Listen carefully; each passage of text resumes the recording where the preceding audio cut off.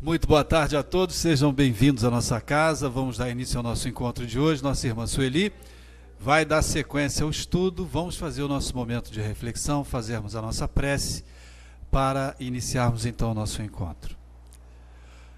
Agradecemos, Mestre Jesus, a oportunidade que estamos tendo mais uma vez, que a espiritualidade superior, manifestada através dos irmãos, do plano invisível que aqui sempre vem, que aqui sempre estão a nos intuir e a nos ajudar, possam influenciar a nossa irmã e que nós outros possamos aprender ao máximo os ensinamentos que nos serão passados. Obrigado mais uma vez pela oportunidade, que assim seja em seu nome, Mestre Jesus, e em nome de Deus Todo-Poderoso. Que assim seja. Sueli.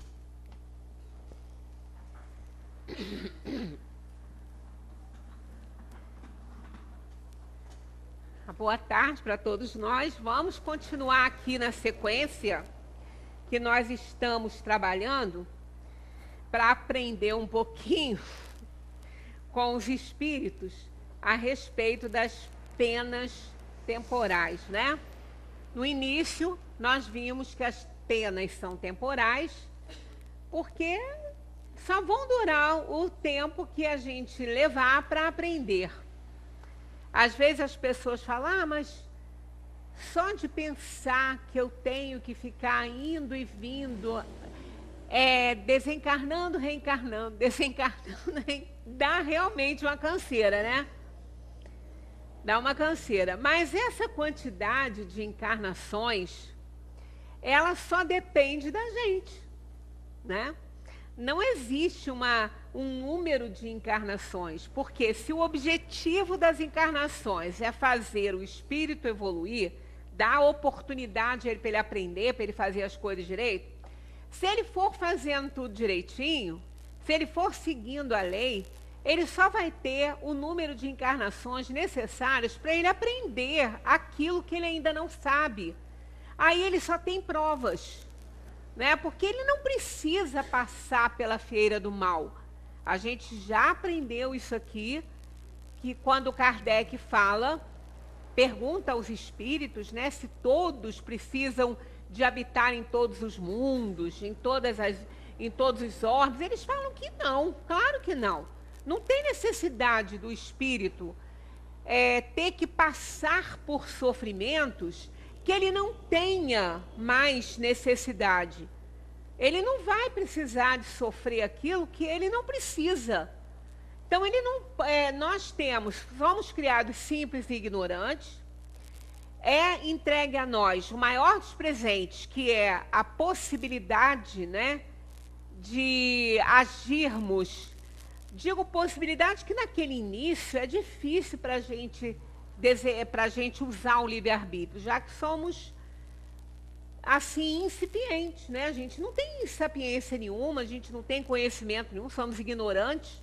Então a gente não consegue fazer todo o uso do livre-arbítrio, que a gente nem pode, porque o livre-arbítrio ele está relacionado com o conhecimento. Eu só posso escolher alguma coisa se eu conhecer, se eu tiver conhecimento sobre isso que eu estou tentando escolher.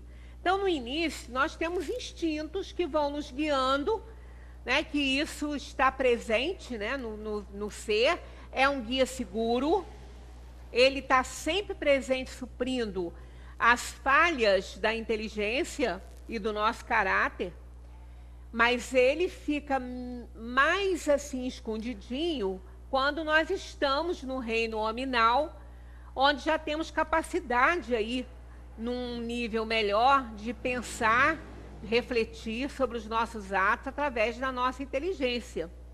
Então, o que nos difere dos animais, do reino da inteligência inferior, não é a falta de inteligência. Tudo bem que inteligência é a capacidade que a gente tem para resolver problemas, né? Para tomar decisões importantes na vida. Mas isso também eles fazem, só que numa escala pequena, porque a resolução dos problemas que eles fazem para poder, demonstrando a inteligência que tem, é só para suprir a vida deles, as necessidades deles, não é o nosso caso. Então, a inteligência no mundo inferior, ela é muito limitada. né, nos mundos da inteligência artificial, é muito limitada. Porque o instinto é muito maior neles. É por isso que os animais sempre reagem. Eles sempre reagem a alguma coisa. E nós não podemos reagir. Todas as vezes que a gente reage, nós estamos errando na maioria delas, porque a gente não teve tempo de refletir, não pensamos sobre o caso. Aí começamos a magoar pessoas, tomar decisões impensadas, porque a gente está reagindo. Por isso que a gente não pode agir de cabeça quente para nada. A gente tem que esfriar a cabeça, tem que pensar, né? Mesmo que dê vontade de reagir, o silêncio, nesse caso, é o maior amigo. Então, a gente, quando não dá importância para isso, a gente erra muito. Então, a gente fica aí tentando aprender nos mundos, né? Reencarnando nos mundos de provação, expiação para consertar aí as coisas erradas que fizemos. Então, quando o espírito ele começa a desenvolver o seu conhecimento e ele não erra muito, sempre ele vai errar em alguma coisa. O aprendizado vem aí desses erros que a gente vai cometendo, né? Mas quando a gente percebe que errou e conserta, não erra mais aquilo. Então a gente vai fazendo o nosso resgate durante a nossa vida. A gente não fica deixando para depois. Aí não fica tendo que expiar, ter reencarnação expiatória. Todos os espíritos têm encarnações expiatórias? Não, nem todos. Porque a expiação, ela é um resgate de um erro. Então não tem todo mundo que errar. Não tem. O espírito, ele erra com consciência. Aí ele vai ter que resgatar isso, aí ele vai ter uma encarnação expiatória. Se ele está errando apenas por ainda não saber, por não ter tido condição de aprender para não errar aquilo, ele vai errar, ele vai entender logo, ele vai consertar o erro dele, ele não fica tendo encarnações expiatórias, e sim encarnações provacionais. Então, isso está no Livro dos Espíritos, quando os espíritos dizem para Kardec, o espírito não tem, quando ele pergunta se ele tem que passar pela feira do mal, não tem necessariamente que passar pela feira do mal, porque o mal, na verdade, ele não existe. O mal não existe, o bem existe. Porque nós recebemos essa essência do Criador. Então, o bem, sim, o mal, ele não é um mal, é uma ignorância. Isso também está no Livro dos Espíritos. É ausência de conhecimento.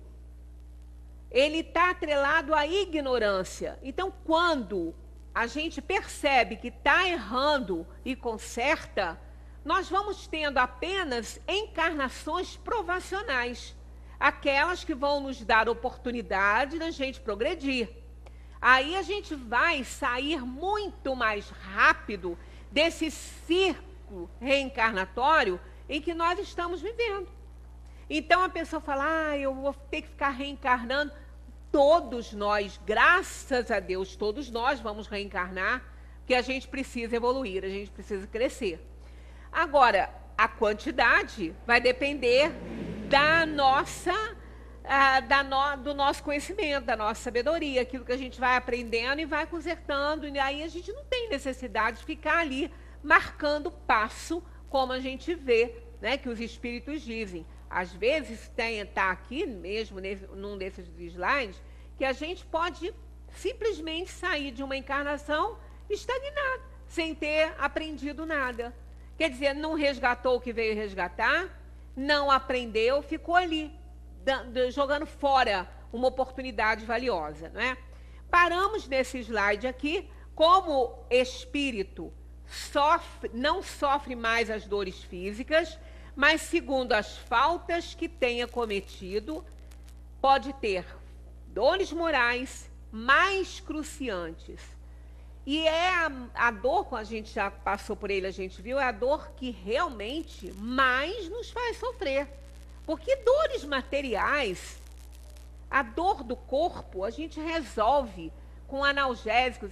Mas tem umas que não passam. Bom, em estados terminais de doença, realmente chega um ponto, né, que a gente não tem mais como fazer. Mas também está chegando no fim, né? Temos que passar por elas e está chegando naquele finzinho da nossa, do nosso testemunho, né? Do nosso batismo de fogo, como Jesus disse que viria nos batizar. Então, esse sim, esse é aquele que nos faz fazer o nosso resgate. Então, aquela dor é necessária para a gente sair daqui mais vitorioso. Mas as outras, a gente toma um analgésico, um remedinho aqui, um remedinho ali, melhora, a gente dorme, durante o tempo que a gente está dormindo, a gente não está sentindo aquela dor. Mas a dor moral não tem analgésico, não tem nada que passe, a não ser a reparação do erro, que vai fazer com que a gente não tenha essas dores. Aqui os espíritos dizem, né? E numa nova existência, pode ser ainda mais infeliz. Pois é. Quando ficamos renitentes no erro, quando a gente não dá valor à oportunidade que a gente está tendo de evoluir, a gente vai ter que reencarnar e acumulou dívida, né? Não resgatou o erro, ficou estagnado. Então, é uma encarnação mais infeliz. Se muitas vezes a gente reclama daquelas almas, né? Daqueles convidados que nós pedimos quando reencarnamos, e Davi deixa isso claro no Salmo 23, preparas-me uma mesa diante dos meus adversários. A gente pediu isso, né? Mas unge a minha cabeça, porque pede a bênção de Deus para que ele possa resistir. Então, aqueles que não conseguem resgatar nada diante desses adversários, ele vai continuar adversário, vai continuar inimigo, vai reencarnar e vai ter que juntar com outros ainda que ainda devem, e aí só aumenta, é uma bola de neve, só vai aumentar a dor e a dificuldade que a pessoa tem. Então, o momento que nós estamos vivendo é o melhor que nós podemos ter na nossa vida. Seja qual for a dificuldade, seja qual for a doença, é o melhor para nós, que podia ser muito pior. E será pior se nós não conseguirmos resgatar. Com certeza será pior. Né? A gente nunca pode esquecer que quem está no controle disso tudo é Deus, e somos seus filhos queridos. Então, nenhum pai vai oferecer a um filho um sofrimento que ele não tenha que passar, uma dificuldade que ele não tenha que ter. Na verdade, não é Deus que nos oferece isso, ele nos dá a oportunidade da escolha. Aí, quando a gente fala, mas eu não escolhi, escolheu sim, escolheu feliz, escolheu de uma forma muito feliz, porque via com os olhos de espírito, tinha conhecimento do que precisava, via a felicidade dos justos e não podia ter. Então a gente deseja, é a tal da inveja boa. E os espíritos invejam a felicidade dos justos, mas invejam de uma forma boa, querendo também essa felicidade. E aí tem um preço a pagar. Quando Jesus falou, eu irei, né? Quando ele falou que ele voltaria para a dimensão espiritual, mas eu vos enviarei o Consolador prometido. Porque os discípulos achavam que eles iam ficar órfãos, né? Que eles iam perder aquele mestre, todos ali perderiam o mestre. E ele disse, eu irei, mas eu vos enviarei o Consolador prometido, que estará eternamente convosco. Ora, só nisso aí, quando a gente interpreta isso aí direitinho, o que pode ficar eternamente conosco? Se tudo é perecível, né? os nossos amores, os nossos companheiros de jornada, nossos parentes, né? Todos se vão, tudo termina, tudo acaba, nada permanece, né? Nada fica. Tudo fica um período, tudo tem um tempo para ficar na vida da gente. A dor, o sofrimento, a alegria, a graça, a desgraça, tudo tem um tempo para ficar.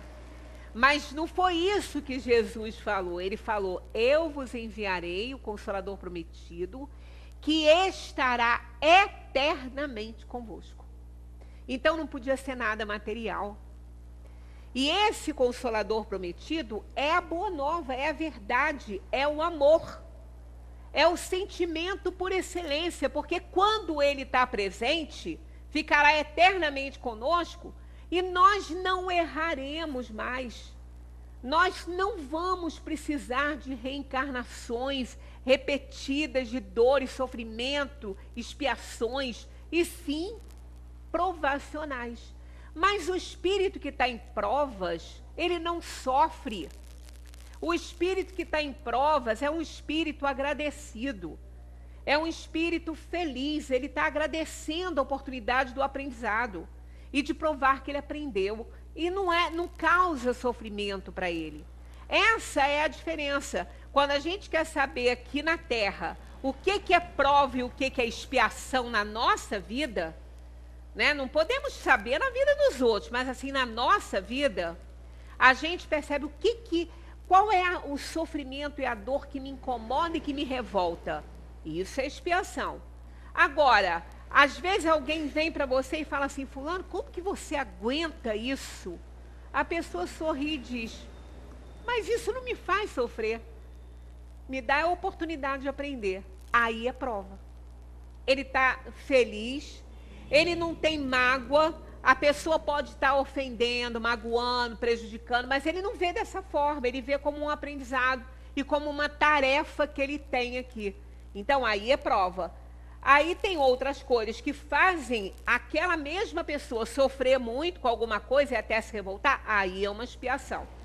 Porque a expiação é sempre muito difícil. É um pagamento de dívida mesmo. É um resgate que ela tem que fazer. É difícil. Não é fácil. Se a gente estava feliz, né? Porque a gente não ia ter que ter esse monte de encarnação caindo e voltando, dando essa canseira aí na gente. Então, quando a gente não dá valor à encarnação que a gente tem, quando a gente não faz o que deve, não aproveita tudo que pode aproveitar, nós vamos ter aí, numa nova existência, né, uma encarnação que pode ser muito mais infeliz. Aí aqui eles deram 3 exemplos, assim: o mal rico passará a esmolar e estará submetido a todas as privações da miséria. Né? Quase nenhum. Às vezes, olha como é difícil, né? Uma pessoa aceitar a reencarnação e perceber que ele pode voltar, se ele estiver sendo um mal rico, que ele pode voltar numa situação terrível. Ele prefere não querer saber nada sobre isso. Porque ele vai ter. Aquele que hoje, né, está numa situação confortável até demais, né, com todos os excessos, com tudo, se aproveitando muito da vida, aproveitando a vida como aquele, eu trouxe até aqui para vocês uma vez da Ellen Van Bach, que ela fez uma pesquisa com os pacientes dela, a doutora Ellen, sobre a razão, o motivo que estimulou esses espíritos a reencarnar. O que você veio fazer nesse mundo? Aí uns vêm falando que vem aproveitar a vida. Eu vou trazer na próxima reunião essa pesquisa que foi muito interessante. Nenhum deles, em momento nenhum, disse, eles estavam sob hipnose, disse que vieram para cá para serem caridosos, aprenderem, né, para serem alunos nessa vida. E nenhum deles estou lá aproveitar a vida e tal. Alguns, claro, tem uma porcentagem lá dos que vieram, né? Agora, interessante que nessa pesquisa que ela fez, todos eles receberam a mesma orientação, que era para perceberem direitinho que estariam sob uma vigilância, né? Eu vou trazer direitinho para não falar coisa que não está naquela pesquisa, que é muito interessante. Então não resta dúvida, o mal rico passará a esmolar e estará submetido a todas as privações da miséria. Eu já contei aqui para vocês uma vez, várias vezes, sobre aquela senhora que ela gostava de ficar muito ali perto, quando tinha o restaurante Major, que ela ficava do lado ali. Uma senhora escura, forte, toda colorida, né? Ela não tinha onde morar, ela não tinha onde ficar. Então era uma bolsa, tudo dela estava ali. Aí ela botava um monte de roupa, uma em cima da outra. Ela se maquiava toda, ela botava umas coisas amarradas na cabeça, ela se arrumava toda. E ela era muito orgulhosa, ela não aceitava receber ajuda perto de ninguém. Uma pessoa que frequentou aqui conosco um tempo e faz parte de um grupo que, eu não sei se ainda tem, que eu não tenho mais contato com ela, de servir sopa à noite. Eles saíam para servir sopa para as pessoas, para moradores de rua, principalmente no inverno, né? Antes do Raul Sertã fechar, que tinha uma varanda ali no Raul Sertã, há muito tempo isso, né? Tinha uma varanda, e alguns se abrigavam ali à noite, alguns sem teto se abrigavam ali. Às vezes ela ia para lá. Quando ela não conseguia um outro lugar, ela ia para lá, mas ela ficava afastada de todos os outros. Ela não ficava junto. E quando ia servir a sopa para ela, se fosse nas latinhas, porque eles faziam uma campanha de latinhas de leite, lavavam direitinho, que não davam conta de recipientes e tudo. Agora está até mais fácil com essas vasilhinhas que a gente compra aí com um precinho bom, mas naquela época não tinha, isso tem bastante tempo. Aí eles recolhiam as latinhas, a gente juntava e tudo, e ela jamais aceitou tomar sopa naquela latinha. Nunca ela aceitou. Aí uma levou para ela um pratinho, ela guardava e ela queria que pusesse dentro daquele pratinho. E como eles já levavam aquilo tudo já nas latinhas prontos para facilitar, a dela ela tinha que entornar ali naquele pratinho, comer. Ela arrumava um cantinho, como se fosse uma mesinha para ela. E ela dizia, e não podia ter ninguém perto, que ela não queria que ninguém visse ela naquela condição ali. Então, olha só, uma encarnação muito expiatória, uma encarnação extremamente sofrida para ela, vencer o orgulho, a vaidade. Muitas vezes nessa condição aqui, ela deve ter sido numa outra encarnação uma senhora muito rica, encarnada numa vida muito rica, porque ela dava sinais disso, né? Se desse uma roupa para ela que ela não gostasse, ela não queria, tinha que ser uma roupa boa. Então, aí a gente vê isso aí, a gente vê muito, acontecer muito. Quantas pessoas, às vezes, elas morrem na dor, no sofrimento, elas não querem ajuda, não querem receber nada, elas não querem que ninguém saiba que elas estão nessa situação de pobreza, né? Então, são ranços aí de encarnações passadas, né? O orgulhoso a todas as humilhações. Para ela, isso era uma humilhação horrível. Ela tem que passar por aquela situação. E ela queria que a sopa dela tivesse carne. E ela queria frango da Majórica. Aí uma vez essa menina me ligou para me perguntar se eu levo. Eu digo, você vai levar para todos? Não tenho condição. Eu falei, então, não. Por que ela? Não, ela está numa situação expiatória. Ela está recebendo um carinho de vocês. Ela fala, mas eu tenho uma pena. Eu falei, pois é, todos aqueles lá gostariam de ter uma carninha dentro da sua sopa. Todos eles, né? Mas ela ainda exigia, né? Exigia algumas coisas. Quer dizer, isso aí, isso é o resgate que tem que fazer. Deus não está punindo ela. É filha dele, não está punindo, mas está dando oportunidade a ela de resgatar. Então, jamais ela abraçou aquele recurso ali que ela estava recebendo com carinho, com gratidão, nunca. Para ela, era obrigação da pessoa levar e fazer o que ela queria. Quer dizer, olha o orgulho dessa pessoa. Resgatou? Passou por tudo isso, desencarnou, com certeza não resgatou nada, nada. Segundo os espíritos, uma das inferioridades assim, mais difíceis de resgatar é o orgulho. Não é à toa que ele é pai de todos os outros, né? O orgulho é o pai das outras inferioridades. Aquele que abusa de sua autoridade e trata os seus subordinados com desprezo e dureza, será forçado a obedecer a um senhor mais duro do que ele tenha sido. Quantas vezes a gente vê as pessoas reclamarem, né, dos seus patrões, né, da situação. Nós estamos vivendo um momento no planeta de muita dificuldade. Né? Aqui, próximo de nós, o nosso país, imerso num caos, num mar de lama. Né? E por quê? Se nós não contribuímos para isso, ou pelo menos, não tanto, mas com certeza um pouco, mesmo na atual encarnação, um pouco a gente contribui, né? Porque a gente cobra muito, mas também não faz as coisas que tem que fazer. Nós também somos corruptos de alguma forma. Nós também tiramos dos outros e nos apossamos do que não é nosso de alguma forma. Cometemos infrações toda hora, todo dia, é no trânsito, é em qualquer... Então, a gente também tem a nossa parcela de responsabilidade nisso tudo. Mas vejamos, nós não estamos inocentemente passando por isso tudo, que senão Deus não era pai, né?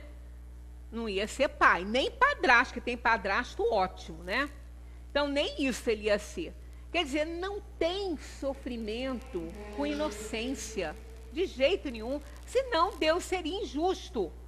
E ele é soberanamente justo e bom, isso a gente não pode esquecer. Ele é soberanamente justo e bom. E tem as outras características, né? Assim que encerrar isso, a gente está quase passando aí, terminando, chegando na 1019, né? Que é a última do Livro dos Espíritos, a gente vai recomeçar em o que é Deus, né? E ali a gente vai relembrar essas coisas. Soberanamente justo, bom, onisciente, onipotente, onipresente. O que mais que a gente pode querer? Então ele pode tudo, ele está em todos os lugares, ele sabe tudo e é soberanamente justo e bom. Então pronto, não tem inocente passando por nada. No final das contas, a sociedade, ela é injusta porque a gente precisa dessa injustiça para a gente aprender. Porque se estamos nos sentindo injustiçados, foi porque a gente também injustiçou alguém. Não resta dúvida. É a lei de causa e efeito. A vida nos oferece o que a gente oferece para ela, em qualquer tempo, em qualquer lugar. Né? Então, não é só na atual encarnação. Então, não tem sofrimento. O sofrimento com inocência não casa. Ninguém é inocente. É o inocente de hoje e o culpado de ontem. Não resta dúvida. Estamos numa vida resgatando o nosso passado e provando também muitas coisas que já aprendemos. Todas as penas e tribulações da vida, nesse caso aí, né? Todas as penas e tribulações da vida são expiações de faltas de outra existência, quando não se trata de consequências das faltas da existência atual. Tá vendo? Nem tudo é de outra existência e nem tudo é de agora, muita coisa a gente traz. Então, vejamos, olha, aquilo que a gente traz, ó, as penas e tribulações da vida, que são expiações de faltas de outra existência, essa não tem mais o que fazer a não ser passar por elas. Porque isso já foi um atendimento a um pedido nosso para a gente resgatar. Então, essa doença a gente vai ter que ter, essa dor a gente vai ter que passar, não tem mais jeito. O que for resgate, o que for de causas anteriores de aflições, a gente não tem mais como evitar, tem que passar. Então, o que vem para mim não vai para ninguém, vai ficar comigo. E eu vou ter que dar conta disso. Porque eu escolhi isso antes de reencarnar. Eu fiz essa escolha para fazer meu resgate. Agora, nem tudo, e segundo os espíritos, é a minoria das nossas dores e sofrimentos que a gente traz de outra vida. Porque quando a gente faz a escolha de provas, tem espíritos nos auxiliando nisso. E se foi permitida aquela dor e aquele sofrimento, que a gente já sabe que pode passar por elas, e os espíritos sabem que a gente pode passar e sair vitorioso daquilo ali. Porque quando não dá, eles não permitem. Deus não dá essa oportunidade. Ele sabe quem somos, ele conhece todos os seus filhos, ele é onisciente, onipresente, onipotente, soberanamente justo e bom. Então, se um filho faz uma escolha que não pode dar conta dela, ele sabe, e ele não vai dar essa oportunidade. Para quê? Para jogar a oportunidade fora? Né? O pai aqui na Terra não faz isso. Né? Um pai e uma mãe aqui, quando um filho pede determinada coisa, ele vê que ele não tem condição para aquilo, ele não vai oferecer aquilo que ele está pedindo. E por que Deus ofereceria, permitiria isso? Só para quê? Para fazer um filho sofrer à toa? Porque sofre, né? Quando a gente não consegue resgatar. Então não adianta, quer dizer, as nossas dores que nós trazemos, às vezes a gente ouve a pessoa falar assim, ai, tomara que eu consiga aguentar tudo aqui nessa vida para resgatar tudo que eu tenho que resgatar. Ah, doce ilusão, se acha que está aqui resgatando tudo nessa. Só um pouquinho. A gente está pagando fatura, né? Esse banco aí da consciência, a gente está pagando para ele. E a gente pediu para dividir muito. Muitas prestações, muitas, né? E aí a gente está aqui pagando um pouquinho. Agora, o que a gente arruma agora, né? Como consequência das faltas da existência atual, é em número muito maior. A gente já começa errando quando começa a negar a dor e o sofrimento que trouxe da outra, que está passando. Ah, mas como é que eu vou saber que eu trouxe da outra? Olha, muito jovem, né? Quando o espírito está num corpo muito jovem e pega uma doença que não existe uma razão ainda nesse mundo, ele não teve nem tempo de errar, ele não teve nem tempo de se intoxicar com nada. Uma criança de 3, 4 anos com câncer de pulmão, com câncer violento, com um problema cardíaco, já nasce com esse problema cardíaco, uma patologia cardíaca, trazendo já do parto, né? Pensa. O que essa criança fez agora para merecer aquilo ali agora? Nada. Nada. Tanto que quando aquele cego de nascença, Jesus o curou. Aí os discípulos falaram, mestre, de quem é a culpa para que esse irmão nascesse cego? Ele não ficou, ele nasceu cego. Aí Jesus responde assim, não, quem pecou? Ele ou seus pais? Né? Aí Jesus fala, ninguém pecou. Ele nasceu cego para que as leis de Deus se cumpram na terra. Quer dizer, isso é a expiação. É a lei do retorno se cumprindo. Né? É a pena de talião aplicada por Deus. Quem com ferro fere, com ferro será ferido. É a pena de talião, é a lei do retorno, é a vida nos devolvendo. Então, ele, mas então ele não pecou. Agora não. Agora ele não pecou. Ele nasceu cego, ele não fez nada para merecer agora ser cego. Mas ele trouxe isso de outras vidas. Em outro momento da vida, ele pecou. Mas não foi ele, aquele espírito, não foi aquela personalidade ali. Foi o espírito, foi aquela individualidade que estava naquele corpo ali, numa oportunidade atual que pecou no passado. Agora não, agora ele não fez nada, ele não pecou. E nem seus pais, porque seria injusto. Ora, por que eu vou pagar por um erro do meu pai e da minha mãe? Mas nunca. Senão Deus não seria soberanamente justo e bom. Se me faz pagar por um erro dos meus pais, ora, o que eu tenho com o erro deles? Eu não errei, eles que erraram, né? Agora, é aquela história, muitas vezes, aqueles espíritos estão tão envolvidos e comprometidos entre si, participando, não é? Em atividades comuns para o erro, reencarnam juntos e todos sofrem juntos. Eu não estou pagando pelo erro do meu pai, eu estou pagando pelo erro que eu cometi e eles também cometeram. Mas eu não estou pagando pelo deles, eu estou pagando pelo meu. Por que eles estão passando isso junto comigo?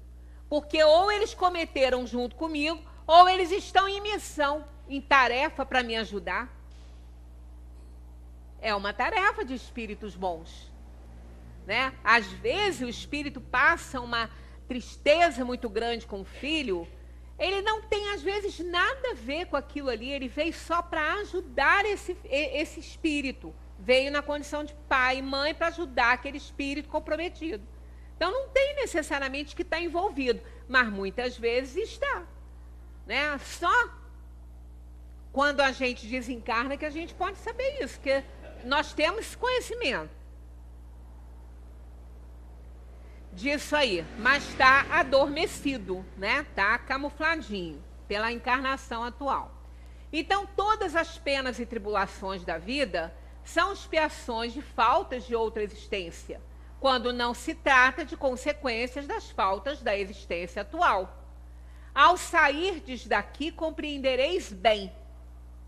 Ao sairdes daqui, no momento que a gente adentra a dimensão espiritual, sai da lucidez da morte, a gente entende tudo isso, né?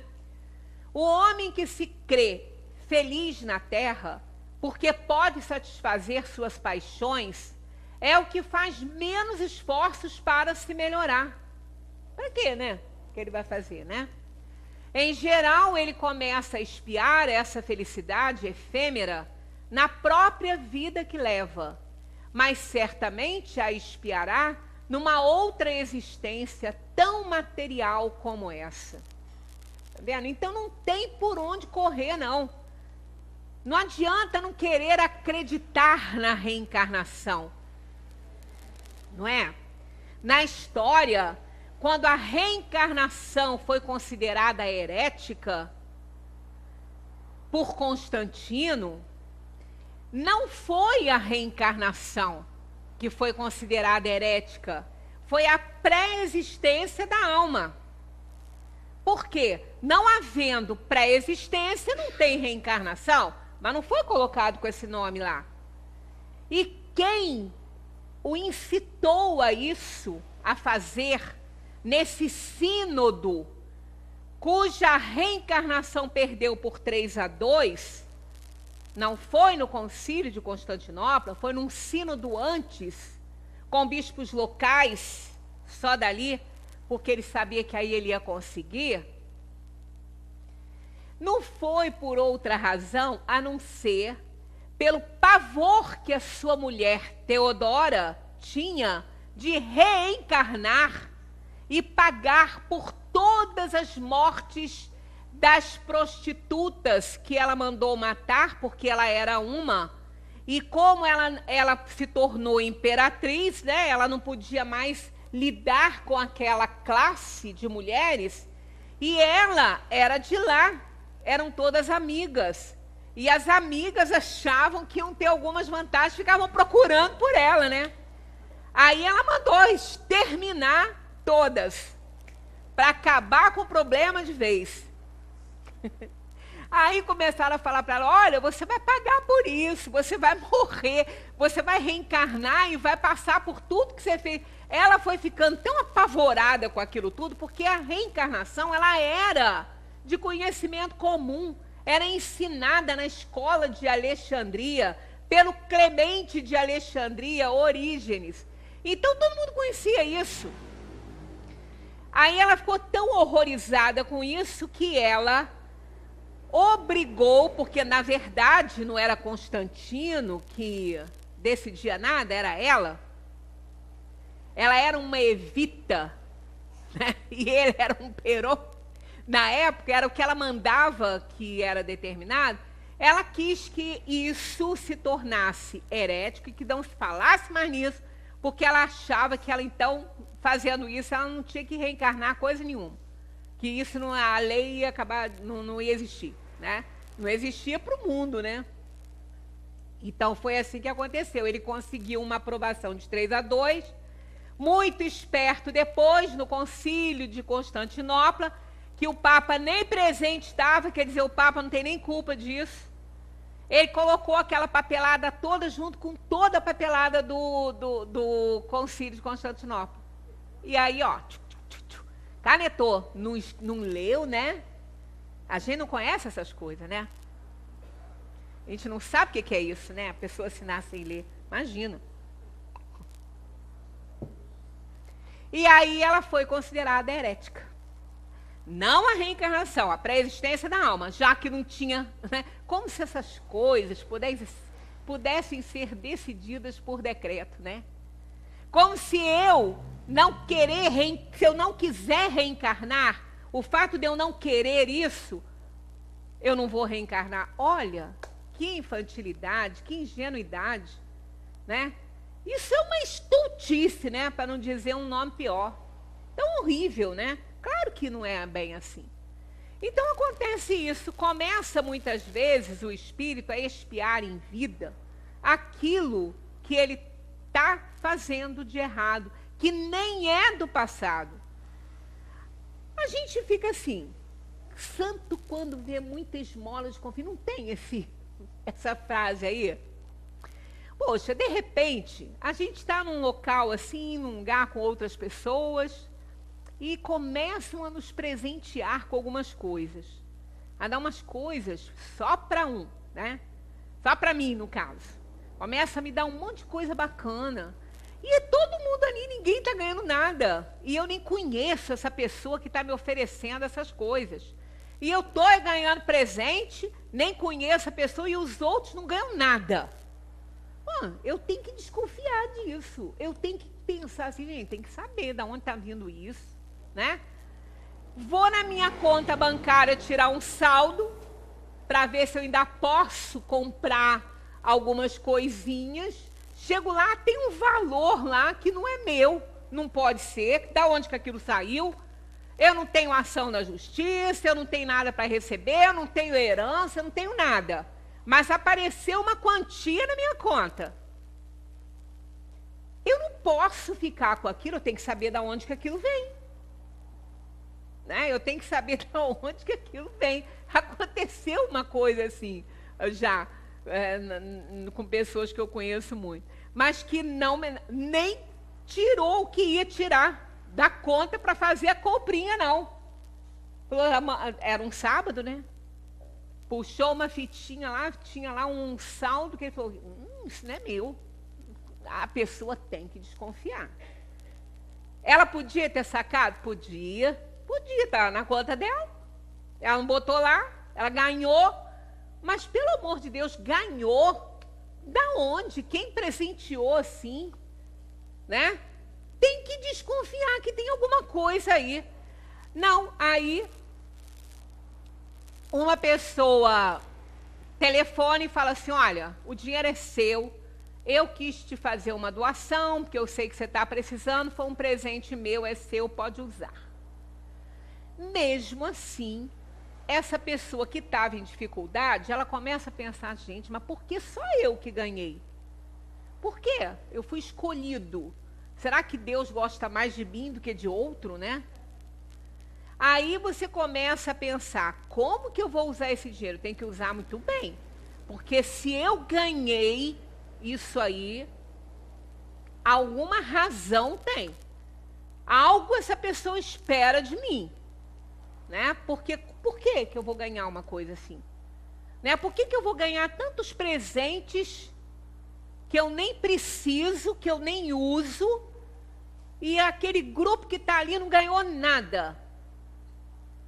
Eu tenho que saber, bom, se eu fui presenteada de alguma forma, eu tenho que pensar sobre isso. Eu tenho que digerir, assim, né? Eu tenho que fazer algo bem proveitoso com isso aí, porque da onde? Eu ia ganhar por quê? É assim quando o espírito vem para a matéria e que a gente vê tantas pessoas tão pobres e outras com tanta facilidade para ganhar dinheiro, e às vezes nem se esforçaram muito, às vezes ganharam de herança, né? E herança no Brasil, não sei em outros lugares, mas aqui no Brasil é complicado a herança aqui. Porque no início ninguém comprou nada, não. Aquilo foi na unha mesmo, foi na mão grande. Terra no Brasil, no início, ninguém comprou nada, não. Há pouco tempo, conversando com uma pessoa que estava com ação na justiça, aí eu falei, mas por que vocês não têm documento daquilo lá? Tem que ter, gente. Vocês não compraram? Ué, foi o rei que deu. Eu falei, que rei? Que rei que deu? Ué, o rei, o imperador que deu isso para a nossa família antigamente. Acontecia umas coisas. A gente começa a rir, a pessoa fica até com raiva, né? Eu não aguento, eu dou acesso de riso com essas coisas, porque que rei que deu, né? Então a gente vê aqui no nosso país, no início realmente ninguém comprava, as pessoas simplesmente, né, tomavam posse. E até hoje tomam posse. Aí fica lá, tantos anos depois vem, vai perder. Vem a cobrança, vai perder a casa. Ah, porque tem criança, porque tem não sei o quê, vamos deixar na rua. Mas como que você foi para aí? Né? Como que eu posso pegar alguma coisa de alguém e achar que vai ficar por isso mesmo? Gente, isso é... se não é maldade, é ingenuidade. Pelo amor de Deus, mas mesmo assim, né? Então é lógico que aquele que tem uma riqueza hoje, não é porque Deus gosta mais dele que deu presente para ele, né? Aquele que precisava de fazer uma caridade, escolheu uma pessoa, depositou um dinheiro lá na conta, porque ele nem sabe como fazer isso, mas se é uma pessoa que já trabalha nesse esquema e ganhou um presente desse, claro que ela tem que perceber que não é só para ela. Ela pode usufruir de alguma coisa? Até pode, mas aquilo ali foi para ela ajudar. Né? Não foi por acaso que aquele dinheiro foi parar na conta dela. Se não foi de laranja nenhum, se alguém se identificou e falou que botou lá para ela poder ser ajudada, tudo bem. Né? Aí ela tem que ver, ela não pode ficar com isso tudo para ela, ela tem que fazer um trabalho, ela tem que ajudar. Porque ela foi beneficiada porque existe uma razão para isso. A menos que ela esteja numa dificuldade muito grande para pagar uma cirurgia, pagar um tratamento, aí alguém botou, ela vai fazer, mas ela vai empregar o dinheiro direitinho. Então a gente vem para esse mundo aqui, se acha beneficiado por Deus, né? Mais querido do que os outros todos que estão em dificuldade. E não pensa mais em nada. Não vê o mundo que existe além da sua janela. Ninguém está falando que as pessoas têm que sair distribuindo riqueza, não. Isso aí é prodigalidade, que também a gente já viu que não é assim, que não dá certo. Agora, emprega bem, para não ter que ficar resgatando, porque se usufruir só para si, não é por acaso, não foi um acaso que aquela pessoa ficou milionária ou recebeu um dinheiro. Tem um propósito para isso. A gente tem que pensar e refletir. Existe uma razão. Então, se você é uma pessoa preparada, que com esse dinheiro você pode gerar mais dinheiro para ajudar, né? Quantas pessoas que a gente não conhece, não sabe, mas que fazem um trabalho assim? Às vezes reclama, porque fulano, olha lá, fulano já abriu não sei quantas lojas. Aí um olho desse tamanho em cima do fulano, que trabalhou para isso, está trabalhando ainda, está gerando emprego, está ajudando, está auxiliando as pessoas que lá estão trabalhando para ele. Que mal ele está fazendo em ele ter 4, 5, 10 lojas? Nenhum mal. Se ele estiver andando dentro da lei direitinho, se ele estiver seguindo as normas das leis, tudo direitinho, ele está gerando emprego, ele está ajudando. E ninguém mantém 10 lojas sem trabalhar, não. Né? Ninguém, senão vai entrar em falência mesmo, porque o gado engorda na presença do olho do dono. Então, a gente sabe que isso gera coisa boa. Então, não é por acaso que às vezes está na mão de alguém, né, algum recurso a mais. Mas aí a pessoa usufrui somente para si, né? Então, o homem que se crê feliz na terra, porque pode satisfazer suas paixões, é o que faz menos esforços para se melhorar. Mas aquele que é feliz na terra e proporciona condições para que os outros sejam felizes também de alguma forma, está empregando bem a sua vida, né? Não resta dúvida. 984. As vicissitudes da vida são sempre a punição das faltas atuais? É uma pergunta que Kardec, ele fazia essas coisas, né? Ele ficava insistindo, né? Acabou de responder nessa outra que a gente leu, né? Tá aqui, ó. Não, já o dissemos. São provas impostas por Deus ou escolhidas por vós mesmos. Impostas por Deus? Que deu o livre-arbítrio? Que deu? Ué, aí... Ele é um espírito tão ignorante ainda, porque não fez por onde de aprender nada para desenvolver seu livre-arbítrio, que nem fazer escolha de provas sabe. Nem tem condições para isso, por isso que impõe. É pai, é aquele que fala para o filho, isso está errado, você não pode fazer isso, e o filho acha que está certo, que ele está tão ignorante ainda naquela situação que ele não consegue enxergar a verdade ali, o pai pulso forte vai lá e dá o seu veredito. Vai ser da maneira que eu estou falando que vai ser. Não da maneira que você quer. Porque a maneira que ele quer é ruim para ele, ele não sabe, ele não consegue ver as coisas boas. Né? Então, e nem o mal que pode advir daquilo ali. O pai está vendo, então não dá. Aí vai impor para ele uma punição, e é a mesma coisa que a gente faz, né?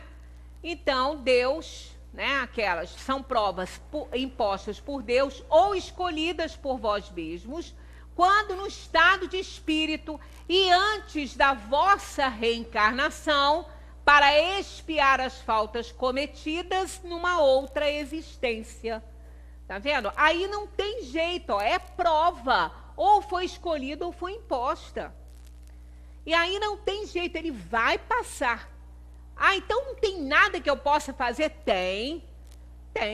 Você sendo uma boa pessoa, você andando no trilho da obediência, reconhecendo que existe algum motivo para você estar naquela situação e você não se revolta, você se resigna diante da situação e procura melhorar, você vai minimizar a sua dor. Não vai se isentar dela, tem que passar. Mas vai, com a almofada, vai ficar melhor. E essa almofada vai chegar para a gente, não resta dúvida. Porque Deus não vai desamparar ninguém. Porque jamais, olha, a infração das leis de Deus e, sobretudo, da lei da justiça, fica impune. Pode ficar no mundo. Mas, tribunal da consciência não tem negociata. Não é de Deus, não, é da consciência. Deus sabe. A gente não precisa confessar pecado para Deus, não. A gente tem que confessar para a nossa consciência. Deus sabe que nós fazemos as bobagens que a gente faz e já sabe disso tudo. E quando a gente reconhece o erro, ele também fica sabendo. Ele é a consciência cósmica. A gente não pode esquecer isso, né? Se a punição não é feita nesta vida, será necessariamente em outra. Olha aqui o advérbio, necessariamente. Não é por opção, não. É obrigação mesmo, né? É por isso que aquele que é justo aos vossos olhos vê-se frequentemente atingido pelo seu passado. Tá vendo? Às vezes a gente fala assim, gente, por que fulano está sofrendo tanto? Que pessoa boa, só ajuda os outros, só faz o bem e está naquela condição. Pois é isso aí. É exatamente isso aí, Aquele que é justo aos vossos olhos, vê-se frequentemente atingido pelo seu passado. Ele está resgatando, ele está sendo atingido pelo passado dele. Ele errou, né? Ele não foi impecável com a vida dele. Impecável é aquele que tem pecado, né? Então ele não foi. A pessoa que peca, né? Se ela for impecável, ela não tem pecado. Mas se ela não for impecável, ela errou, ela pecou. Então ela vai ter que consertar isso aí, para ela ficar, né, quite com a vida. Então não tem para onde correr. Nessa pergunta que Kardec faz, ele deixa bem claro isso. As vicissitudes da vida são sempre a punição de faltas atuais? Não. Mas como que a gente arruma problema agora? Né? Quantos problemas que a gente está passando não eram para a gente passar, não era para a gente sofrer aquilo ali. É a maneira como a gente encara isso aí. As nossas escolhas de vidas passadas, né? As escolhas que fizemos para essa encarnação, para resgatar vidas passadas. Então, a maneira como a gente depois vem para cá e encara isso, com revolta, com raiva, com ódio, com certeza não vai resgatar nada. E vai sofrer muito mais, não resta dúvida. Como a gente já está no nosso horário, vou botar o próximo aqui para vocês. Está lá, né? No Livro dos Espíritos, eu fiz uma transcrição para cá. Então está aqui, Essa, a partir dessa aí, nós vamos fazer o nosso estudo semana que vem, A reencarnação da alma num mundo menos grosseiro é uma recompensa? Né? Claro que é, né? Então a gente vai comentar isso aí, porque mundo menos grosseiro significa um mundo melhor, um mundo mais feliz. E para eu reencarnar no mundo mais feliz, eu tenho que ter um passaporte com visto atualizado. Senão não entro lá não, de jeito nenhum, tá? E aí, como é que a gente adquire esse visto, né? Tá pensando que é dando algum e subornando? Tem não, de jeito nenhum. Então, muita paz para todos. Semana que vem a gente parte da 985, dei uma lidinha lá, né, no Livro dos Espíritos, para já tomar ciência aí dos conceitos e dos conselhos e orientações dos Espíritos. Muita paz para todos.